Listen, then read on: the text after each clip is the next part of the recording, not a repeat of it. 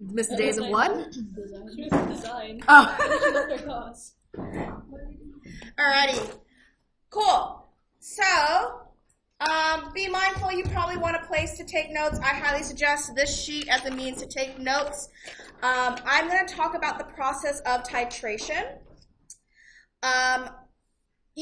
So what we're talking about today, you guys are going to be doing in part C of the assessment.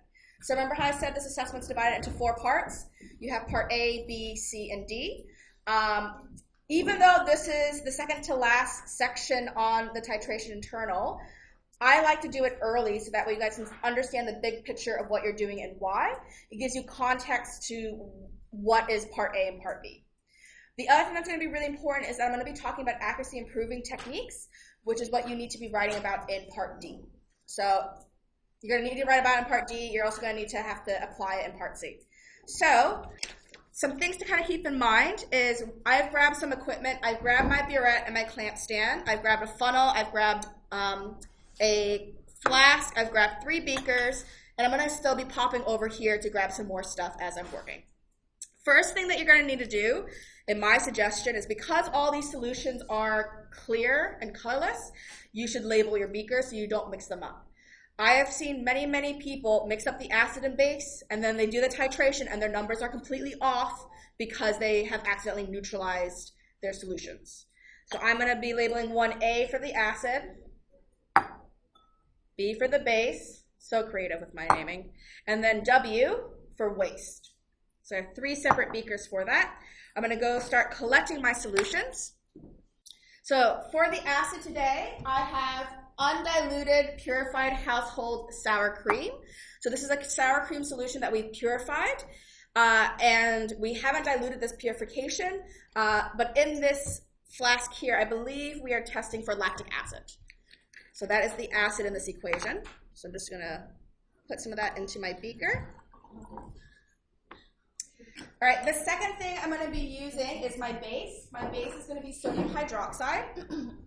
You'll see on this base, I know the concentration, and that concentration is 0.1 moles per liter. When you guys looked at the acid one, however, there is no labeling for concentration on this guy. So what we're going to be doing is we're using the concentration of this one, the base, to figure out this one, the acid.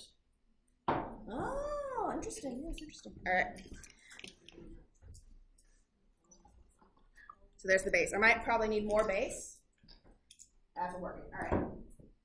Cool. So some things to keep in mind with what we're doing is we need to prep our solutions, and I'm just trying to see if they have it on the steps, and it doesn't look like they do. So you're going to have to add it in maybe on the back or something. So before we start doing any titrations, we need to rinse our equipment to make sure we remove impurities. So if you guys want to write on the back of your piece of paper or somewhere else, we need to rinse the equipment to remove impurities. You guys want me to write that down too as well? So it's in the notes. Are you guys okay? Look okay.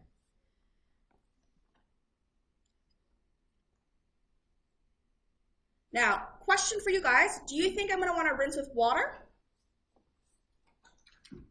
We do a lot of rinsing, and we usually rinse with water. Would we want to do water in this case? No, why not? Hydrogen molecules. Not exactly hydrogen, but you're right, it has water molecules. So I am trying to figure out concentration, right? If I rinse with water, I'm going to leave water droplets. Will the extra water droplets cause a dilution? Yes. So we want to rinse with whatever we're putting into our equipment. So the burette is going to have the base, so I'm going to be rinsing it with base. That's why I have my waste beaker. I'm putting that down here. I'm going to close this, so that way, in order to close it, remember it's vertical. And I don't need to like fill it all the way to the top and rinse it that way. I just need to do a quick little one. So I'm just going to, like that. So it looks like I've used maybe like 10 mils. And then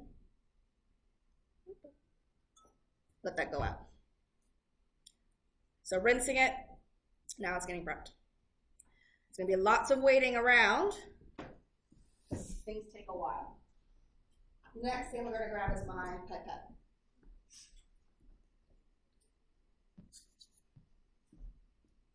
That was very slow I might grab a different. Why are your glasses are you clogged?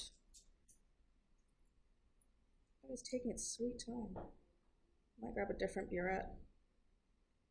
It should not be that slow. I'm gonna grab a different burette. I think that one's broken.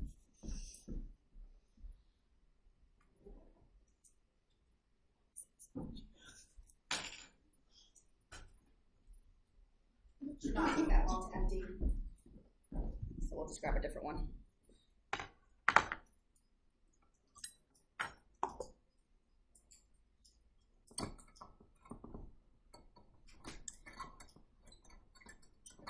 clean that one out later. I'm going to put it aside for the technician to look at.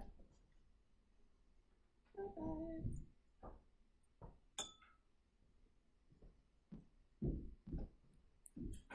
Try a different one. Just watching our time.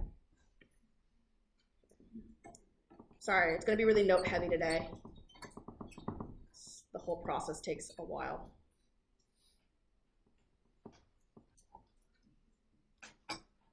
Grabbing the base again. A little bit of that. See, I'm not even doing that much. That's even fine as well. That should look like it's going a little better. Still going quite slow, actually. All right, next thing I want to rinse out is my pipette. So if my burette's getting my base, what's my pipette going to get? The acid. Now, you are filling it up to this line here. I personally like to overfill it because every so often when you're filling a pipette, you do overshoot it.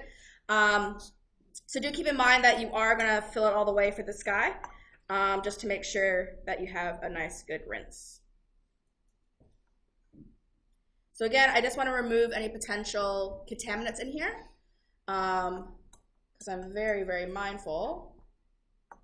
Because you guys just used this equipment, right? And you were using it with water. So if I didn't do this, all my solutions are going to be diluted.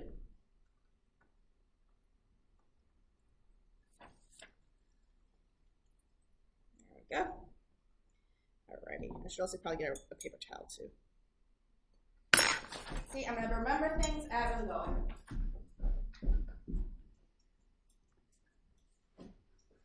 Question for you guys, when you were doing the do now, what was more accurate in measuring the water? Was it the measuring cylinder or the pipettes? Really? Were your pipette? The measuring cylinder you got better than the pipettes? Oh, interesting. I wonder if that's just because you're not used to it. It should have been the pipettes.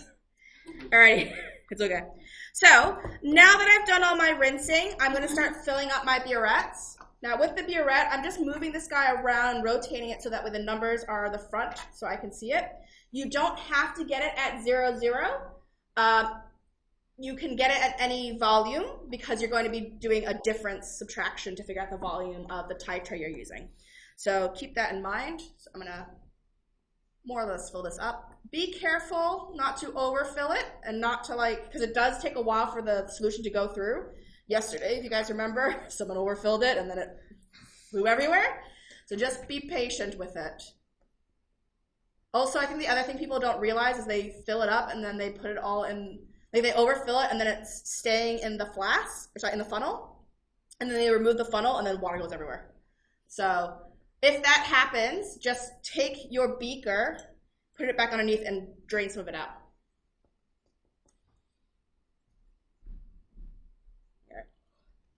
So something else we talked about yesterday is I'm removing the funnel to prevent any of those drops falling down. This is another accuracy improving technique. Remove the funnel, just put it on my desk. So that way you don't have any drops falling in and that can affect your volume readings. All right, now with the base, I see that I'm over 0. I don't want to just chuck it out because it's still pure base. So what I'm doing is I'm putting the base beaker back underneath there and I'm just gonna empty it a little bit. It doesn't need to be at 0, 0. It's fine if it isn't. Just worry that's going to fall. All right, cool. Next thing I'm going to be doing is I'm going to be adding my acid to my flask. Now, things to keep in mind is we talked about yesterday parallelix error. So when I'm going to measure it, I'm going to go to eye level. But first, I need to get the liquid first. Again, I'm going to overshoot it and use my thumb as a way to hold the pressure. Now, some things I want to keep in mind is I want to see if there's any droplets on the side of my pipette. because currently that drop of acid is not being part of the measured volume. So I just want to dry it off a bit. That's another accuracy improving technique, is just to remove any excess on the side. All right, going to eye level, we want that little line here. We want the bottom of the meniscus.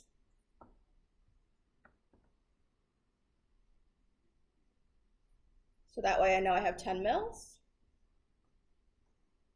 There we go. All right, some more accuracy improving techniques. I put this into my flask,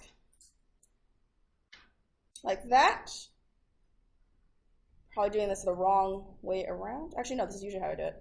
All right, now, I don't want you guys taking your pipettes, or sorry, your bulbs, and swishing the last bit out. Do you guys see how there's a little bit left in the pipette? You need to touch it against the tip, or sorry, touch it against the flask, and the surface tension of the water will pull those drops out. Okay? It's another accuracy improving technique. Touch my pipette against the flask, so that way it draws out the acid. There is going to be a little bit left over in your pipette, and they have accounted that error into the design of the pipette. So don't start trying to it out. All right. If I have some droplets on the side, what I can do is take I don't have any water. Let me get some water.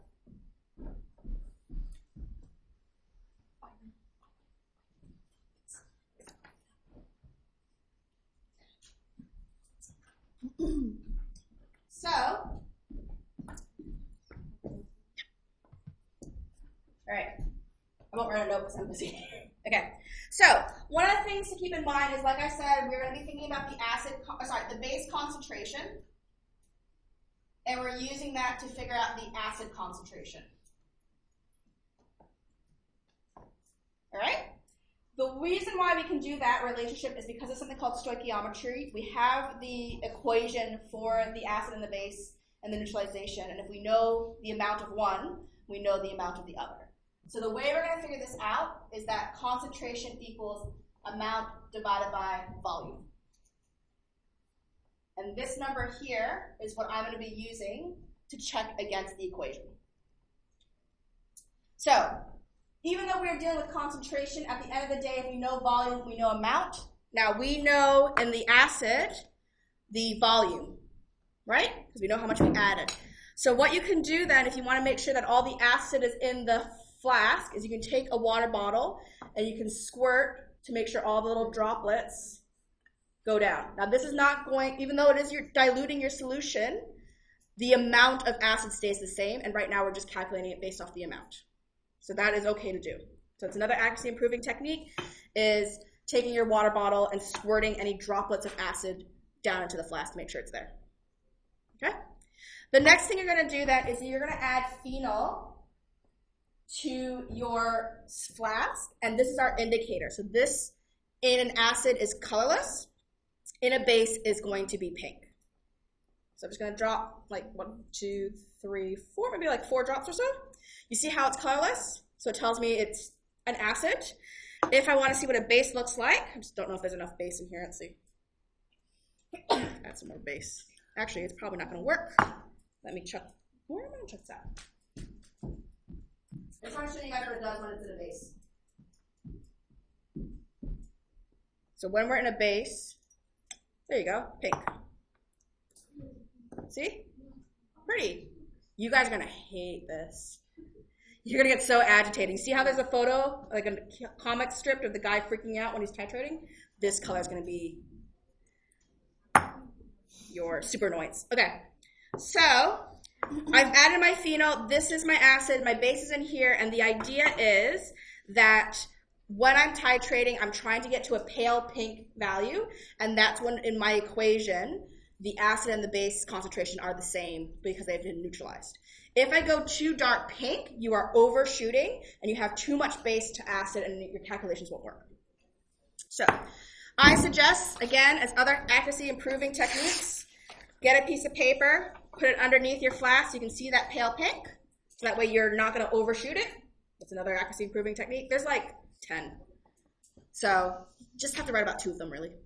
All right, I'm gonna go to eye level. I'm taking my piece of paper, I'm holding it so that way I can see. It is probably 0.3. So we have our initial and our final volume. So volume I, my initial volume is 0.30, and that's in milliliters. You see how I'm using 2 decimal places. The 0 means that I saw it on the line. The 5 means it's in between 2 ones. What I'm going to do then is I'm going to find my final value. I'm going to do a subtraction, and then that's my titrate volume.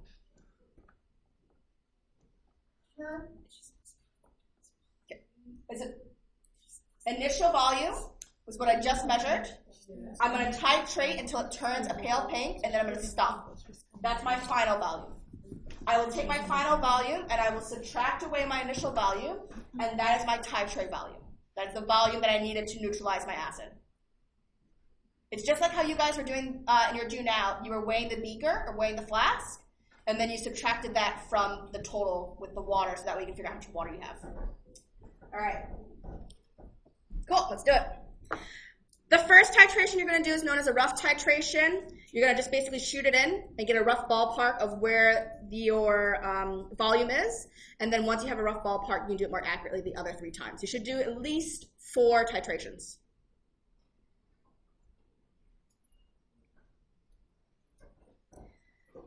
That one's also looking very wonky. It shouldn't be going in that weird direction. It's like sideways. And a lot of it is just patience.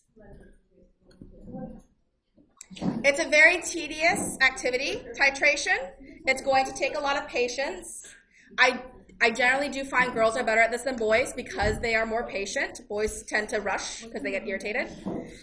The other thing you know is when you're getting near the point of the neutralization is you'll start seeing some pink form where the base is touching the acid. So I'm just letting this run.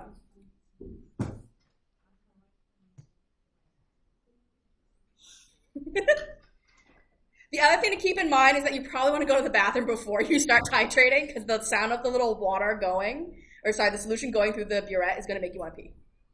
So things to keep in mind. What do you want to see? Yep. I will switch it to the document camera so I can actually put it close by.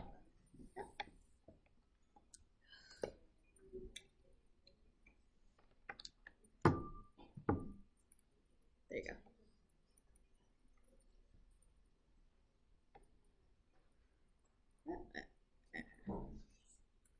Just trying to get it at a good angle so you don't actually. There you go. So it's hitting, I might move that over so it hits it over a little bit better. All right, so you see how, a little closer, there we go. Is that better? So you see how I don't see like a pink forming around it? So it tells me I still need to go through more and more base. Turn on my camera so you can see it. Nope, don't want to do that. Maybe I'll just hold it. I got a little bit of vertigo. There we go. So that's what it looks like from this side. So I've gone through almost 29 mils of base. And still haven't had it change color. But we do know that it does work because you have this beaker over here that is pink. So it does hit a point. Anyone got plans for the long weekend? While we're waiting for this to happen? You guys do realize it's a 4-day weekend? Yeah. Okay, just making sure. Yeah, you don't have the Friday. All right, gonna put that back down. You're gonna. It is going real sideways. No.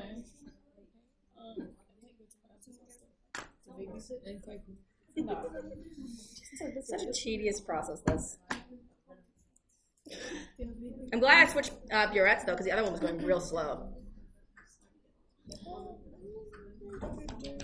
Is it something like actually know or is like I am reaching the end of my solution. I might need to stop it soon.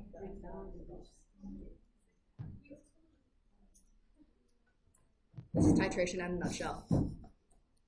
You can see why we don't use this method anymore. We'd rather like chuck it on machines and stuff. Make a standard curve instead, and then use that linear equation. It's a very inefficient way of figuring out concentration, but it works. All right, I'm nearing the end, so I'm going to have to stop it soon.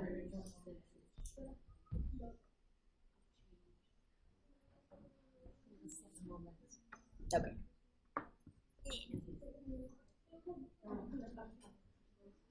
Yeah, it's still not changing.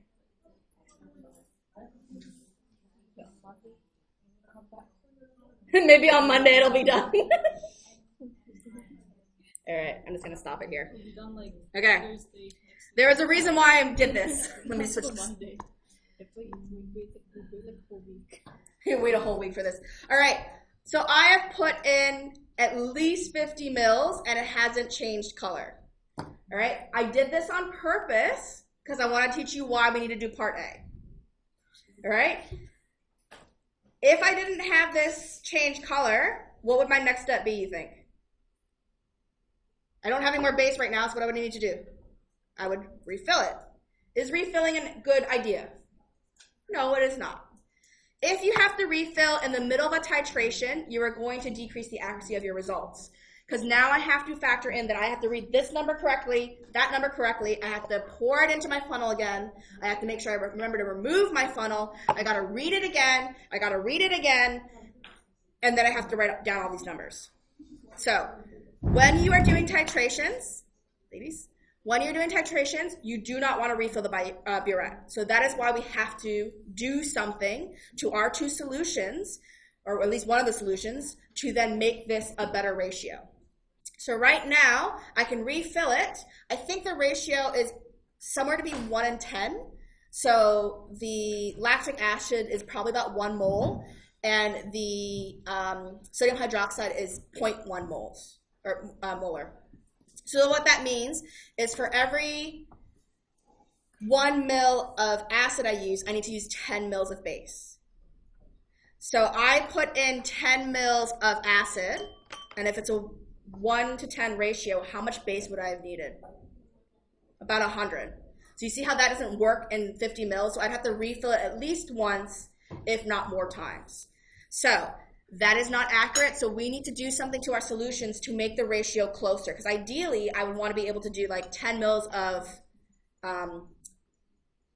acid and then like 10 mils of the base. So some things to keep in mind when you're designing your technique is that the acid volume needs to fit the pipettes, so 10, 20, I think we have a 25 as well. When it comes to the base titrate volume, you ideally want to be between 10 and 25 as the volume for that one. If you have it around 25, 25 means you can do 2 titrations. If you go over 25, it means you have to refill after each titration. The other thing is if you go over 25, you're wasting a lot more solution, which is what I'm doing right now. If you are under 10, you are compromising on the accuracy. So what you would need to do is you would need to play with these 2 solutions. So my question for you guys is, we are going to dilute one of them. So we're going to make one of them less concentrated to fix the ratios. Do I need to make the acid less concentrated or the base less concentrated? The acid less concentrated. So if I dilute my acid down, it's going to fix the ratio, and then I can be able to be able to do the titration properly. The other option is you increase the concentration of the base. The issue with that is that you're going to be wasting more chemicals and reagents that way. So it's not ideal to use a higher concentration. Ideally, if you can dilute something, you're better off diluting it. The other thing is if I have a limited sample, I wouldn't want to waste it either. So especially if you're taking human samples from like the hospital and stuff from patients, you wouldn't want to waste their blood. So you're better off diluting it down and using a dilution and using this diluted solution instead of going full concentration, and then wasting a lot of it. Okay? The other thing to keep in mind is we only want to do the dilution once, because every time you do a dilution, it's going to potentially introduce error. So I want to make one dilution, and I want to use that dilution for the whole round of my experiments. All right? It just, again, is another accuracy improving technique. So the whole idea behind part A is that you are figuring out what you need to dilute this ratio by in order for it to work in the titration. All right? So that's part A, and that's more or less it. So that's what we're going to be starting on Tuesday when I see you guys. Are there any questions? Nope? Okay, so now I'm going to show you the cleanup procedure. So cleanup procedure, you are taking, I'm going to pour it out because I find it's very, very slow. So I'm taking the base, I'm putting the base back in the base. You can put your acids and bases back into the containers to reuse them because I don't want us to waste anything. Just be mindful if you're not 100% sure if you have an acid or a base, then I'd rather you not put it back in there, just dump it. The other thing to keep in mind is everything needs to be rinsed with water now. So when I'm returning stuff, it gets rinsed with water. When I'm starting the experiment, it gets rinsed with whatever I'm using. So with this guy here, you're going to have these water bottles. You have these little funnels. It's up to you how you want to do it. You probably should put it back in the clamp stand to rinse it out. Because basically everybody needs to be rinsed in there. Do that secure. Again, it doesn't need to be filled all the way. Take your waste beaker, flush that out. The other thing is this one needs to be rinsed with distilled water, so you're going to have to get another beaker and just, actually I find a lot of people can able to just squeeze it in there, but that needs to be rinsed with water as well. And then once everything's been rinsed with water, you can put it all back. Same thing with the beakers. Put the solutions back, rinse it with distilled water, and then put it back in the container. You don't have to worry about drying things, they'll just drip dry. Something to keep in mind is, what was I going to say? Needs to be rinsed with distilled water, cannot be rinsed with tap water.